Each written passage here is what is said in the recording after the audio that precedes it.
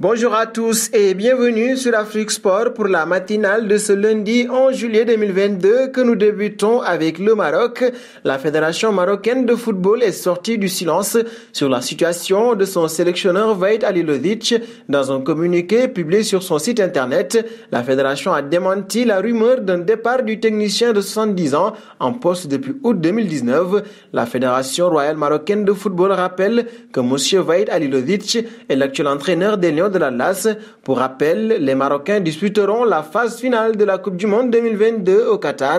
Dans le groupe F, les Lions de l'Atlas affronteront la Belgique, le Canada et la Croatie. Parlons du dossier Onyekuru. L'Adana Demirspor a officialisé la signature de l'attaquant nigérian sous la forme d'un prêt en provenance de l'Olympiakos.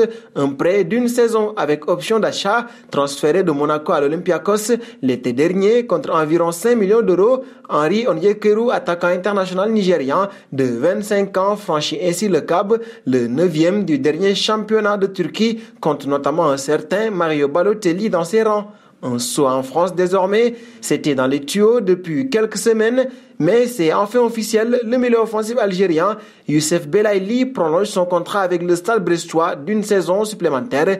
Youssef Belaïli rempile une saison de plus avec le Stade brestois, a annoncé le club breton dans un communiqué. L'année passée, il a disputé 13 matchs sous les ordres de Mikel Derzakarian pour 3 buts et 2 passes décisives. Et nous passons à Sadio Mané. Qui de mieux que Franck Ribéry pour commenter l'arrivée d'un attaquant polyvalent et technique considéré comme une légende en Bavière. L'ex-international français suit l'actualité de son ancien club avec un regard avisé. Selon lui, le Bayern a réalisé un coup retentissant avec Sadio Mané. Après avoir déclaré qu'il félicitait le Bayern pour cette signature, Franck Ribéry a détaillé sa pensée. C'est un super transfert pour la Bundesliga, a-t-il expliqué dans Bild. Les attentes vont être énormes, mais je pense que Sadio va les satisfaire. L'important sera de prendre un bon départ. Je sais par expérience que les fans du Bayern vous facilitent grandement les débuts, car ils accueillent chaque joueur à bras ouverts.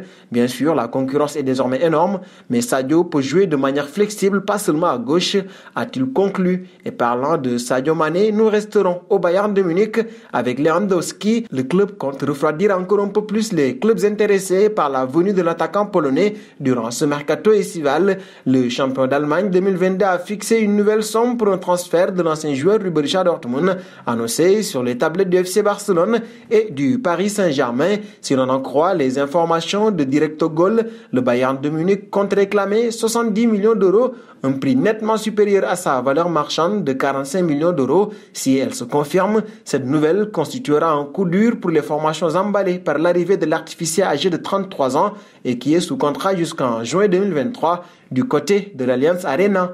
Et nous allons terminer avec Pogba. Comme avec Angel Di Maria, la Juventus de Turin prend tout son temps avant d'annoncer un transfert qui ne surprendra plus personne. Paul Pogba, qui a été photographié à de nombreuses reprises par les médias du club, qui a lui-même posté des photos sous les couleurs du club qu'il a révélé au monde entier, n'a toujours pas été officialisé par le dernier 4e de Serie A, alors que les Bianconeri retrouvent le centre d'entraînement de la Juventus. Paul Pogba était également présent avec eux afin de participer aux tests physiques. Le milieu de terrain de l'équipe de France devrait être officialisé par la vieille dame dans les prochaines heures. Et nous arrivons au terme de cette matinale que nous bouclons donc avec la question du jour. Revenir à la Juve, était-ce la meilleure option pour Pogba? Vos réponses seront attendues en commentaire. En attendant, n'hésitez pas à vous abonner sur Afrique Sport pour ne rien manquer des informations autour du football.